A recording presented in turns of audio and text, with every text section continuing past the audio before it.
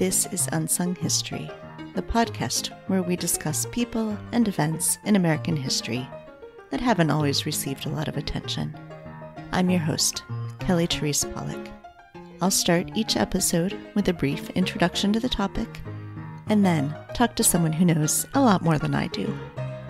Be sure to subscribe to Unsung History on your favorite podcasting app so you never miss an episode. And please, tell your friends, family, neighbors, colleagues, maybe even strangers to listen to.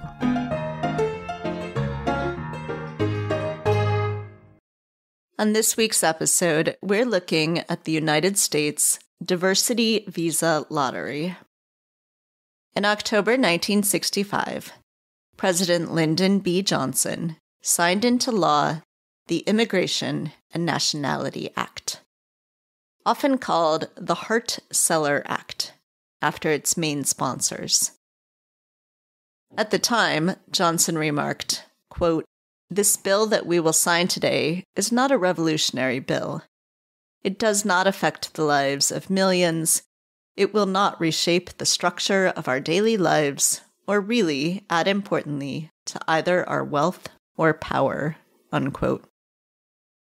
But as we've discussed in other episodes, the Hart-Celler Act, which removed national origin quotas in favor of prioritizing family reunification, led to an influx of immigration from Asian countries.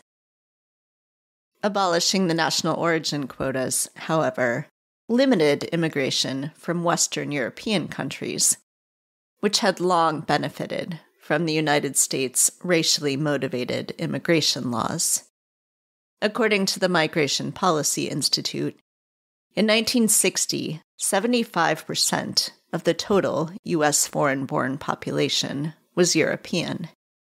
By 2014, Europeans represented just 11% of the U.S. foreign-born population. In the 1980s, as the economy in Ireland crumbled, hundreds of thousands of Irish people fled their homeland in search of better opportunities, following the pattern of Irish emigration in the mid-19th century during the potato famine. Although there are many millions of Americans of Irish descent, the Irish fleeing in the 1980s didn't have immediate family living in the United States and had no path to citizenship when they overstayed their temporary visas. Irish immigrants were hardly alone in their undocumented status, but they were able to find sympathy among politicians in a way that other undocumented immigrants had difficulty accomplishing.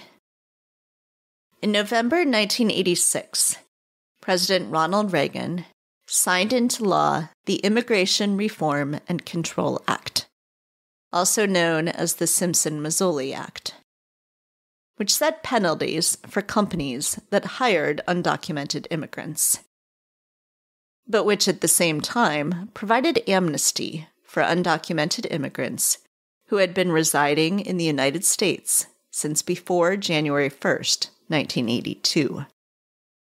Although this provision of the law provided a path to citizenship for millions of undocumented immigrants, it wouldn't help undocumented Irish immigrants, most of whom had come to the United States after January 1st, 1982. So Representative Brian Donnelly, a Democrat from Massachusetts, fought for a path for independent immigrants, those without family connections in the United States. He was successful in creating a small program within the Immigration Reform and Control Act called NP5 that provided 5,000 non-preference visas per year for 2 years, 1987 and 1988, to 36 countries adversely affected in immigration by the 1965 law. The program was wildly popular, and of the 10,000 NP visas awarded on a first-come, first-served basis, 3,112 went to Irish immigrants. However, tens of thousands of Irish immigrants remained undocumented. In 1987, the Irish Immigration Reform Movement, IIRM, founded with the motto to, quote, legalize the Irish, unquote. Congress extended the Donnelly visa program, providing an additional 15,000 visas in 1989 and 1990, a testament to the work of the IIRM. But it was still a temporary stopgap measure. In 1989, Representative Howard L. Berman, a Democrat from California, designed the OP-1 immigrant visa program, also known as the Berman Diversity Program. Unlike the Donnelly visa program, the Berman program was open to applicants from 162 countries, those countries who had sent fewer than 5,000 immigrants in the prior year. In this program, each applicant could submit only one application between March 1st and March 31st, and 20,000 winners were selected via lottery. In November 1990, President George H.W. Bush signed into law the Immigration Act of 1990, first introduced by Senator Ted Kennedy, a Democrat from Massachusetts. The 1990 Act had several provisions, including the creation of the Temporary Protected Status, or TPS, a program for migrants from countries that are designated as unsafe, usually because of war or environmental disaster. Currently, there are 28 eligible countries on the TPS list. The 1990 Act also increased total immigration and established a permanent visa lottery that would start in 1995. Before the permanent visa lottery began, a 3-year transitional lottery ran, known as the Morrison Visa Program, after Bruce Morrison, a Democrat from Connecticut, the author of the 1990 bill. In the Morrison Visa Program, 40,000 visas a year were available to immigrants from the countries adversely affected by the 1965 law, with a full 40% of those reserved for immigrants from, quote, the foreign state, the natives of which received the greatest number of visas issued under Section 314 of the Immigrant Reform and Control Act, unquote.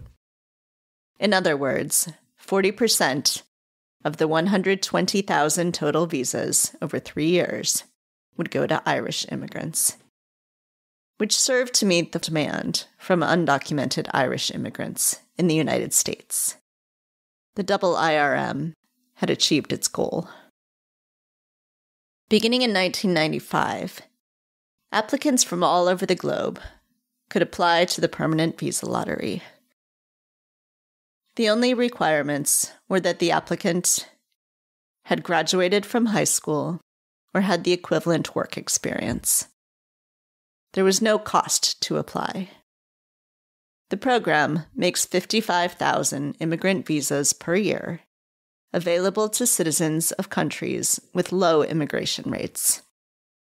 Ineligible countries are those who have sent more than 50,000 immigrants to the United States in the previous 5 years.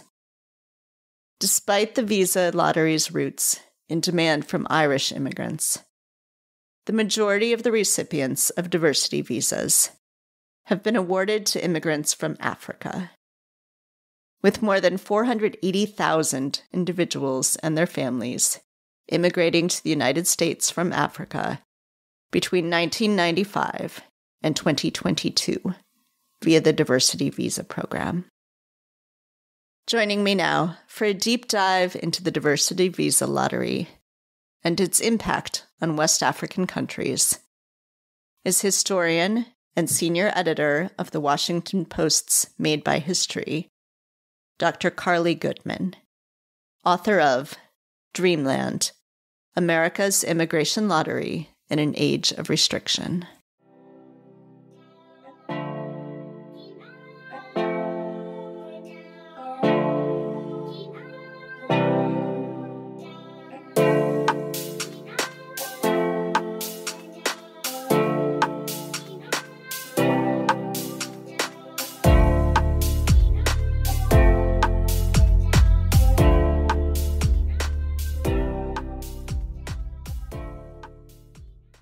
Carly. Thanks so much for joining me today.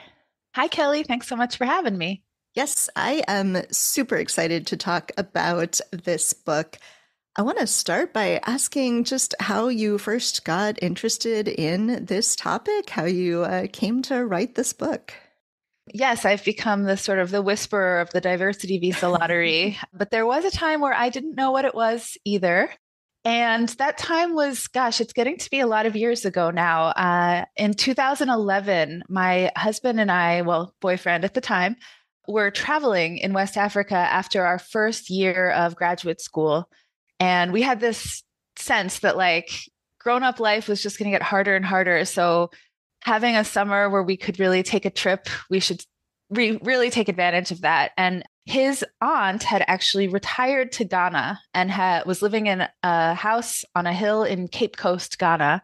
And she said, come and visit. I have a room. Come see, Ghana, this country that she loved, that she had been visiting since she was young, with her own Peace Corps volunteer husband, my husband's uncle. So they had always planned to retire, and she was able to retire there. And we got to go and visit and decided to travel around and see as much as we could. So we would go into internet cafes to send emails back home to assure our parents that we were doing just fine. And at those internet cafes, people were searching for information about this American green card lottery. And I looked at my husband, he's now an immigration attorney, but we had been working at a human rights nonprofit, Human Rights First, and talking to asylum seekers for the years preceding graduate school, and knew a lot about immigration policy and law, but had never heard of the diversity visa lottery. And I just thought it was interesting, right? It's like a US policy that looms really large in people's imaginations and in sort of how people are engaging with and thinking about and imagining the United States in these places like far outside the United States, but it's almost invisible here within the United States. And so I wanted to learn more about it and get at the heart of that contradiction. And that was the beginning of the project. So I wrote a seminar paper in graduate school in Beth Bailey's seminar, and have been sort of searching for answers and generating new questions about the visa lottery ever since. So talk to me about the research and the sources that you're using, because you're looking both at sort of the US government position on this and the history of how it came to be, but then also how it's very clearly affecting people especially in Ghana and Nigeria and Cameroon. So talk to me about all the ways you had to go to find this information. Yes, and I hope I brought it together because I saw it all as one story, not a story that I could tell in a very linear manner, but I really didn't think that I could tell just a piece of the story. So the policy itself doesn't tell the whole story, but nor does what I was encountering in these cyber cafes in West Africa. So I started to look into the origins, and I spend the first part of the book on the origins. The second part of the book is sort of its operation and sort of how it creates these moments of encounter and imagination in these West African countries. And then the third part of the book comes back to kind of a US story, but it brings in sort of some of these histories of neoliberalism, brings them back to the US context, and also returns to the role of policy in the US. And I tried to weave it all together and to make sense of it all. So I think it's important that I did start in West Africa. So the origin of my discovery of this policy, or the way that it came into my life, took place over there. So that's where I started with my questions and my imagination, is trying to contextualize the lottery and its role in the world from outside the United States. I looked at newspapers from Nigeria and Ghana that I could find on microfilm at first, but I also went back to Ghana, as well as traveling to Cameroon, to interview people and to sit in these cafes and see how it all worked, and also look at a lot more newspapers in university libraries and national archives in those countries. So that was sort of where like the heart of the story really is. But I also thought it was very important to understand, how did this policy, which is sort of, it's like a small part of a very large and complex and changing system, how does it fit in with the history of US immigration policy? What was going on in the 1980s when Congress was really, compared to what we've seen in the subsequent decades, actively creating immigration policy? From the Refugee Act of 1980, the Immigration Reform and Control Act of 1986, and then this Immigration Act of 1990, of which the diversity visa lottery is a part. There's a lot going on, and a lot was shifting in terms of how policymakers were thinking about immigration as policy, but also as politics. So then I go back to the story of, we historians were always like, well, let's go back. and I could say, let me tell you about the Immigration Act of 1990. And I'm going to have to start in 1965. And then when I tell you about 1965, I have to go back to 1924. But I guess I start the book in the 1980s, and that's a pretty good place to start, because the origins of the program are pretty surprising.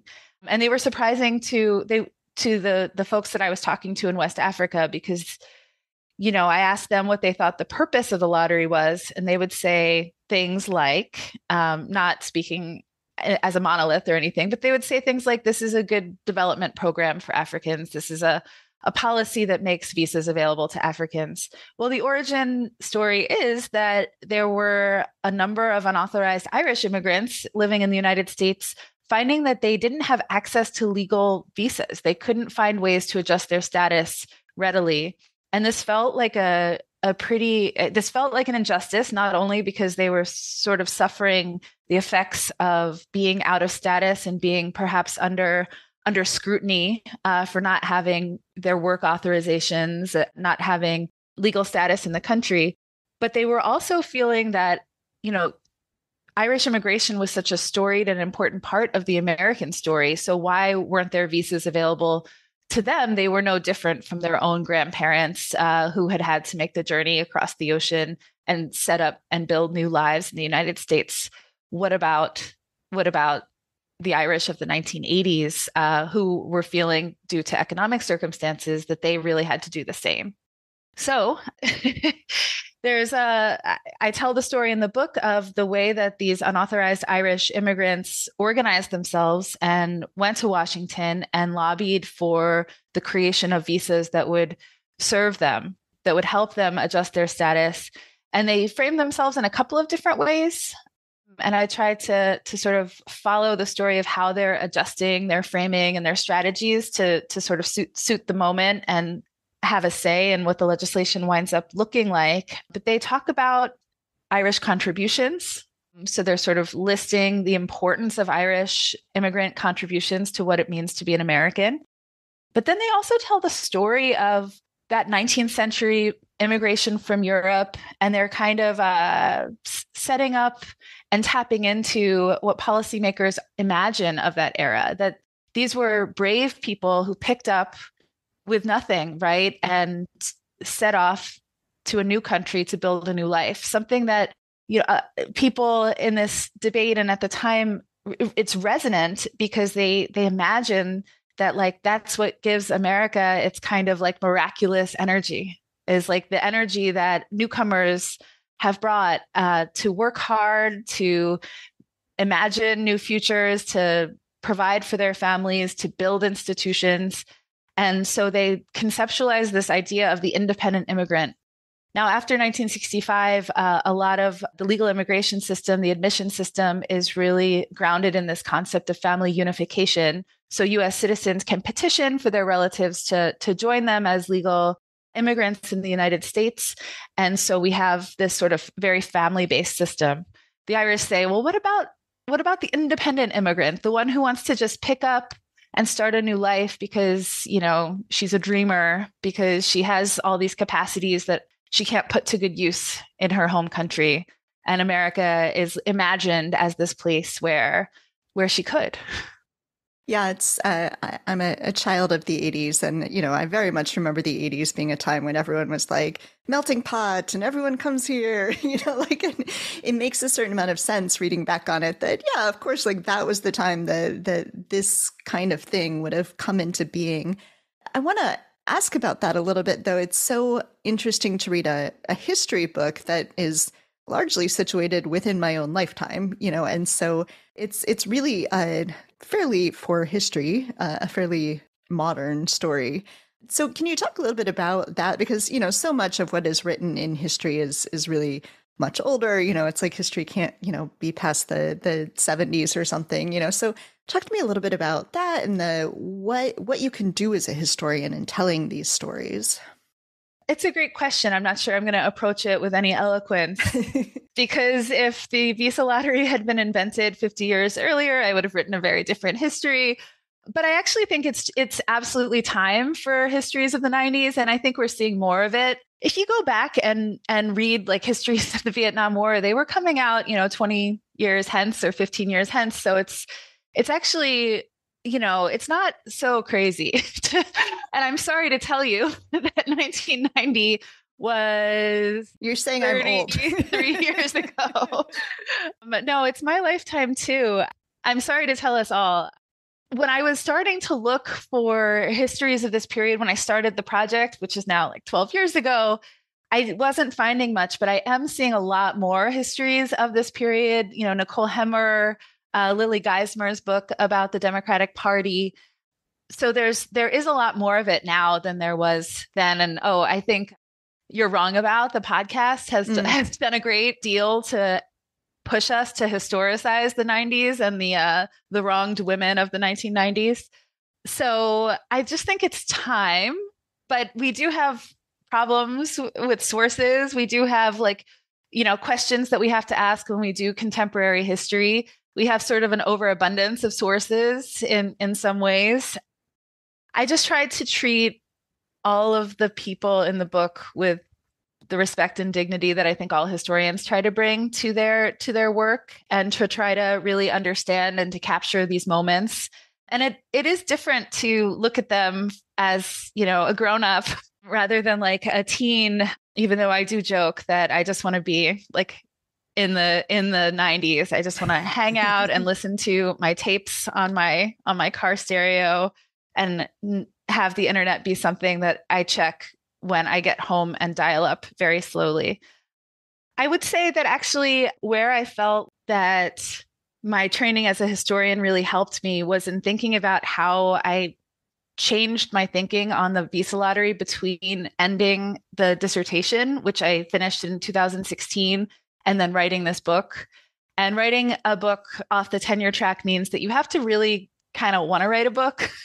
There's sort of no reward for it other than sort of, I don't know what the rewards of it are. So far, my family is intact and and everything's going great. But I realized after I finished that a new historical era opened up right after I finished in the spring of 2016, because we had the launch of President Trump's campaign and then the Trump presidency. And suddenly all eyes were on immigration policy and nativism. And so I felt for a moment like, I should really hurry up and write an immigration policy book, because people are actually paying attention to this.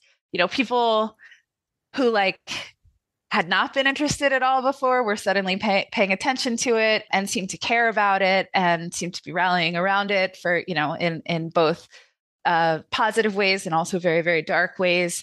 And so it really seemed like the moment. And for many reasons, not least of which is having 2 small children and full-time jobs, I did not get a book out during the Trump era. But I realized as the Biden era dawned that it was really essential that I lived through that transition to write this book, because it would be too easy to sort of write in the thick of the Trump moment without realizing what kinds of continuities would persist beyond his presidency. So that actually was very helpful, and it helped me see how essential the visa lottery is in kind of a new way. So I want to talk some about the way, and you said, this is what brought you into this story in the first place, but the way the visa lottery is seen in these African countries, especially that end up sending a lot of people through the program. And really, in some ways, the sometimes the positive effects it has back to places like Ghana or Nigeria. So can you talk a little bit about that, the way it is viewed and the way that by extension the United States is viewed because the visa lottery exists? Yes.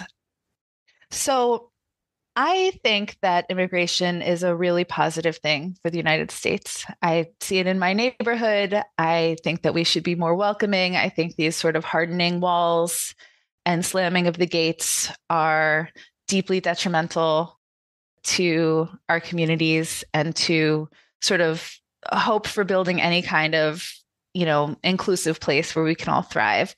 There's, tons of data about what a positive thing immigration is.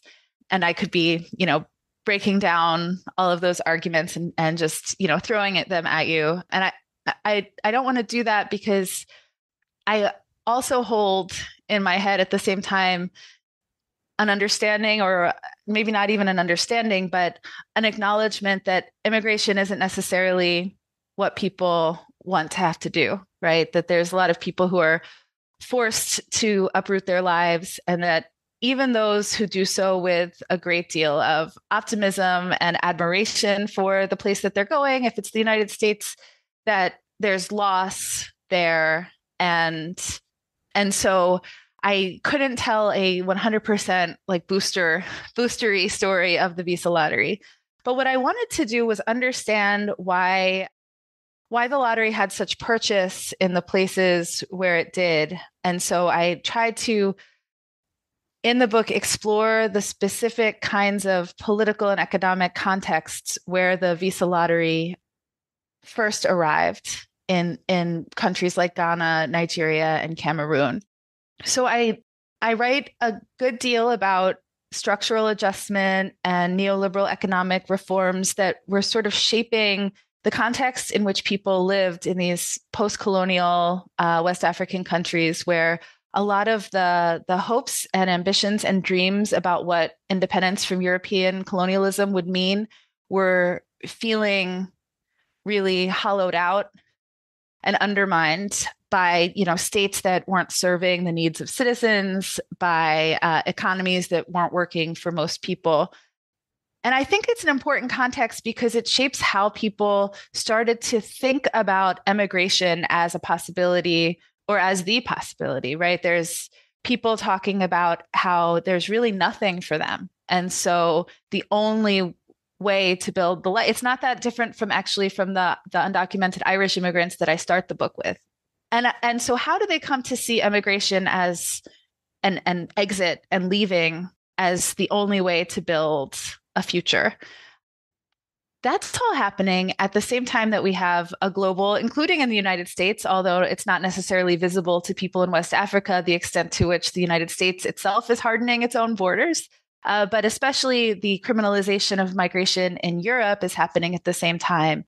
And so these images of African migrants being unwanted are being, imported back to these countries. And at this very moment, the United States creates an invitation to apply to become a permanent resident, a lawful immigrant to the United States, simply by throwing one's name into the hat, simply by entering this lottery, something that has a pretty low cost of entry. It's a free lottery to enter. There are eligibility requirements, so it's not truly open to all, but it presents itself as like a real opportunity, a real possibility for people in this context of people's sense of their world and their futures at home shrinking. And so the United States almost becomes a stand-in for all of those dreams, right? And it's the same story that the undocumented Irish are telling as they go and meet with policymakers in Congress, but it's being reproduced in these very different contexts in Cameroon and Ghana.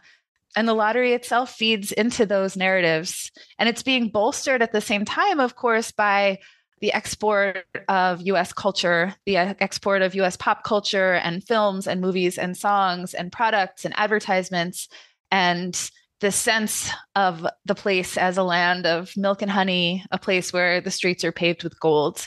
And so I think that it helps shape what people imagine when they imagine going out there and launching a new life. Whether that reflects what it is actually like for immigrants to come to the United States, I think is an open question. I think it works for some people. It doesn't necessarily work for others. But I saw this unfolding and I was starting to understand the lottery and how it worked. And I was just struck by what incredible work it was doing for the United States in selling the world a story about American openness, American diversity, American inclusion, a story that, all too often is untrue here.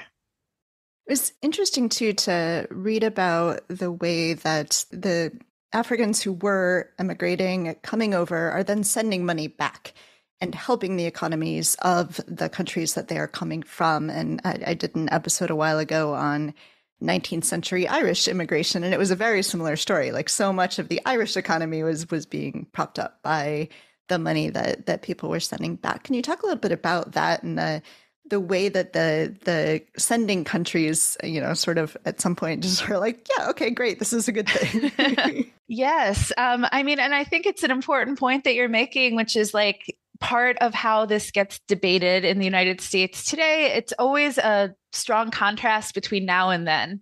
And the contrasts are many, right? We have the internet now, we have airplanes, but the similarities are many as well. And I think sometimes we let some of those differences tend to be about sort of what countries are sending people and what those people look like versus really any difference in like the fact that people move, right? This is just like what human beings do. And we build these states that get in the way of doing that. So I do talk in the book about some of how people perceive migration opportunities to the United States as ultimately benefiting these communities, because there are, of course, alternative narratives about brain drain and about sort of like the way that these immigration policies serve as a kind of form of plunder of human capital from places that could really use doctors and lawyers and educators and nurses. So this remittance-based development is huge. Some of these countries' remittances constitute a really large portion of the money that they have. And for individual families, I heard a lot from just speaking to people about the role of the lottery, what a positive thing they perceive it to be, that if somebody wins the lottery and goes and is able to get a good job because they have legal status and work authorization, they're able to make a lot more money in the United States than they can at home. And then they can send money back to help people build bigger houses, pay for school fees, pay for health emergencies, pay for food, start small businesses. And that, some people come to see this form of development or this form of economic survival as one where people can really build something.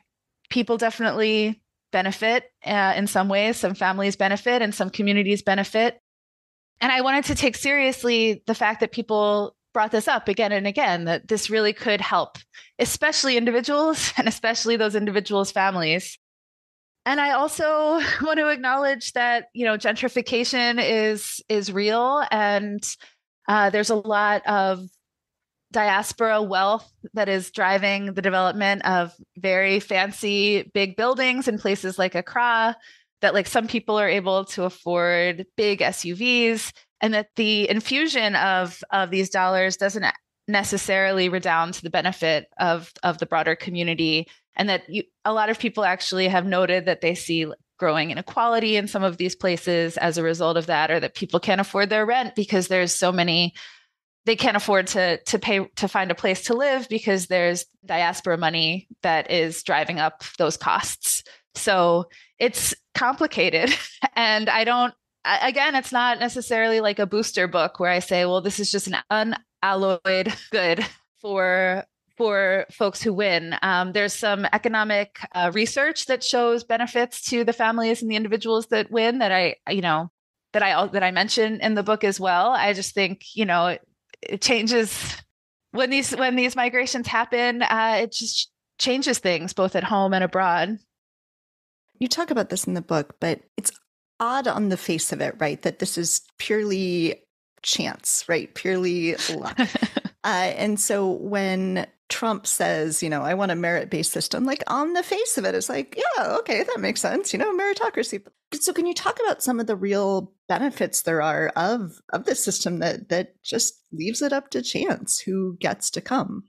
I mean, the whole system is chance, right? Like, right. It's just chance that I happen to have been born in the United States and am therefore a US citizen with my blue passport that gives me license to go to all these other countries where I have ease of getting visas. And, a person who's applying for a visitor's visa in Nigeria right now is waiting almost 2 years.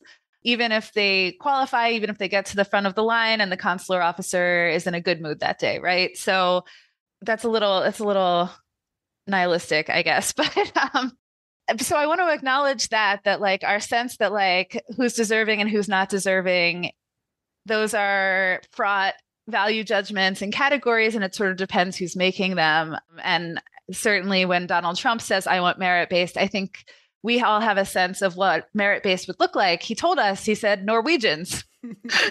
And in fact, the whole system for hundreds of years has been built around exclusion, and especially exclusion of people from countries like Ghana and Nigeria. So the visa lottery opens up that chance and that opportunity that otherwise doesn't.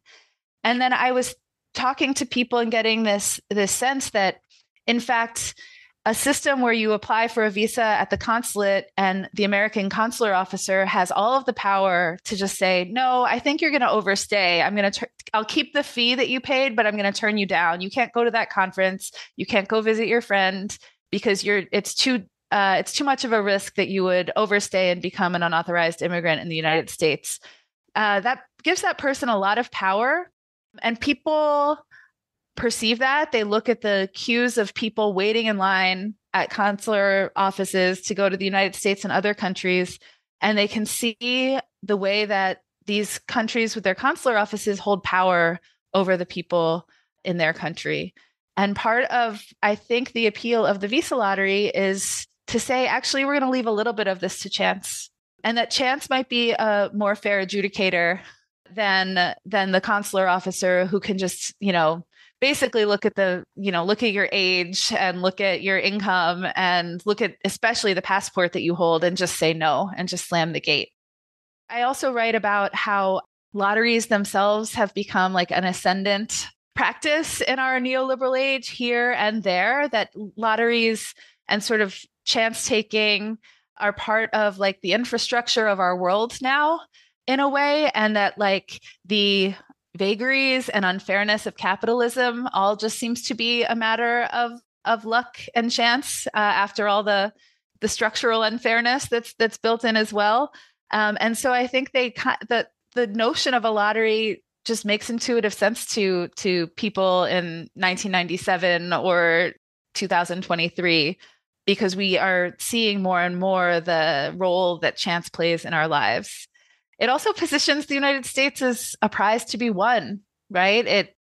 It frames the United States as the ultimate dream, which is really, powerful marketing, if unintended.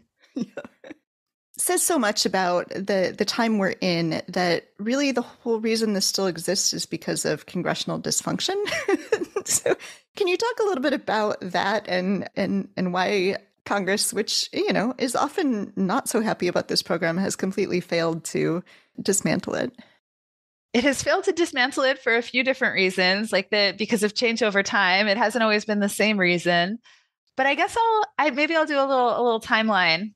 So I think it's important and it's interesting that this is created at a moment of expansive imagination, and policymakers working on the Immigration Act of 1990 had this, I think even some of them realized it was a short window because it was already closing by 1990, but that Congress had passed a law in 1986 that allowed almost 3 million people to regularize their status. It's sometimes called an amnesty.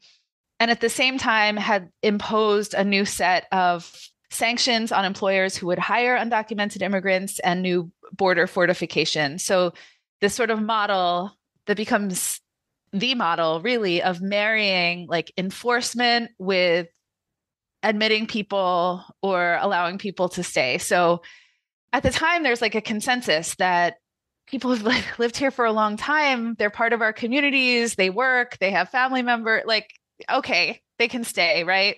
And they should stay, and they should stay with like the full rights of permanent residents and then citizens. So Congress had just sort of dealt with the political, the high political issue of unauthorized immigration in 1986. So this was their chance to work on how are we going to change how we decide who to admit. So it was a little bit less fraught in terms of the politics, and they had an opportunity to think more expansively. And so the bills that are under consideration for the Immigration Act of 1990 all raise the numerical limits on immigration. There's a lot more focus on recruiting people to serve economic needs. So recruiting high skilled, I'll say, high wage workers. The diversity visa lottery is conceived as something that we're going to add on, and we're not even going to take away from the other categories. And that kind of lack of zero-sum thinking becomes very rare in immigration policy making from there on out. So the act passes. The lottery is like a great success. 50 to 55,000 people a year from underrepresented countries. It's orderly. It does what it says it's going to do, which is kind of unexpected because the people most involved really just hoped it would admit more Europeans. It actually becomes a very important channel for African immigration. And then the United States sees sort of one of the ugliest waves of nativism since the early part of the 20th century in the 1990s. We're seeing one again now, but it's a real low point for public opinion on whether immigration serves the United States. We see some really destructive legislation.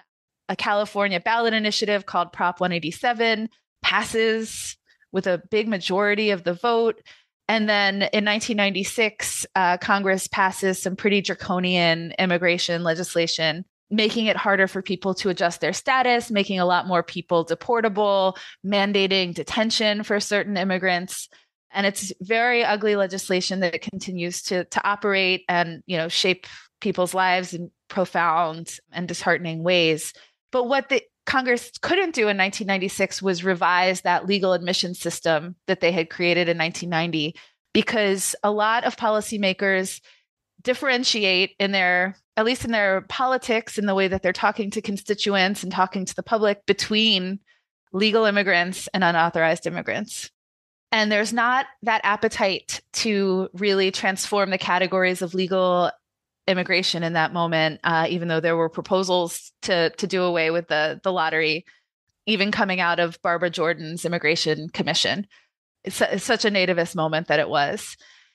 Then in the 2000s, we see, I don't know what would have happened in the absence of a key event at the beginning of the 21st century. But what does happen in response to 9/11 is a massive reorganization of the immigration bureaucracy and a response to that moment that is so focused on immigration, which is kind of surprising because it's not really an immigration story. And yet that's where the state's focus goes, is protecting the homeland and casting a dragnet approach, treating all immigrants and any potential immigrant as a source of potential threat to the United States. So that supercharges a politics of being focused on enforcement measures. And we see draconian legislation introduced. And policymakers try to revisit that model from the 1980s of sort of saying, okay, some people who are living here can get legal status, but we're going to match that with ever more harsh enforcement measures, border militarization, more border patrol personnel, the invention after 2003 of ICE, internal enforcement. And so those immigration reform packages have those things all together, but they didn't pass. That keeps the lottery intact because in some of them, they eliminate the lottery, and some of them, they pare the lottery down. The reason that they can't pass has a lot to do with the ascendant power of far-right nativists within the institutional Republican Party. So that happens in 2006 and 2007, that the immigration reform packages aren't able to pass, although Congress continues to appropriate ever more funding for enforcement alone. This leaves millions of people in the United States, of course, in a state of limbo and precarity, which is deeply, deeply unfair to them. But it also does, for the moment, keep the visa lottery operational. Until the Trump administration, Trump was not a fan of this policy and this program. He seized a moment when somebody who had won the visa lottery committed a terrible act of violence in Lower Manhattan to say that the cause of the violence was the lax immigration policies. Again, a dragnet approach that, as though that's the most salient fact in this person's biography. They had entered the country long before. If anything, living in the United States may increase somebody's likelihood of committing a terrible act of violence. Certainly, it increases their access to firearms. A terrible tragedy, but one that had a great political purpose for Donald Trump, who then called for the visa lottery to be eliminated. Trump was also unable to get any immigration legislation passed by Congress, in part because, again, his focus on slamming the gates on future immigration and transforming the legal immigration system was so powerful. And it's maybe it's a more mainstream position now, but it was one that couldn't even pass muster with Trump as the president, because it's really the far right nativist groups advising him that think that that's the focus. More than building a wall, more than investing more in border patrol and immigration detention and holding people in ICE and keeping people out, this notion that we have to end legal admissions going forward is really important to them, because they're very focused on this question of American demographics and racial diversity. So even so, Congress, those bills collapsed because they were not because Democrats wouldn't have acquiesced to a wall, not because there was anything else good in those laws, but because even though those limits on legal immigration just didn't have the support that this sort of fringe nativist right would like. What did help to curtail the lottery's operation was the COVID pandemic, which shuttered consulates for some time and slowed consular processing. And so I think that's probably a very dangerous lesson to have learned from the pandemic, that without the assent of Congress, you can really transform immigration policy very profoundly through executive action, given the power afforded it during an emergency. Yeah. Well, there is so much more in this book. We haven't even gotten to like the history of the internet. So how can people get a copy of the book? People can get a copy of the book by going to UNC Press, and there's a discount code that I can give you for UNC Press if you order directly from the press. You can also order it from your favorite independent bookstore. You can also order it on Amazon.com. You can also go to a library, and there's also going to be an audiobook version, which should be out at the same time that the book is officially published. And you know, I'm just like excited for people to have a chance to read it, and I hope to only hear the good things, but I hope that in people's classrooms and discussions, they can take me to task for all manner of things and just engage and enjoy, because I put a lot of ideas into this book. So I think there's a lot to wrap our heads around, and hopefully this can help people think about the recent history of immigration and recognize that not that long ago, policymakers expanded access and did some surprising things, and that this policy, which has continued to operate, has just been normal and good. Well, Carly, thank you so much. I love this book, and I really enjoyed speaking with you. Thank you so much.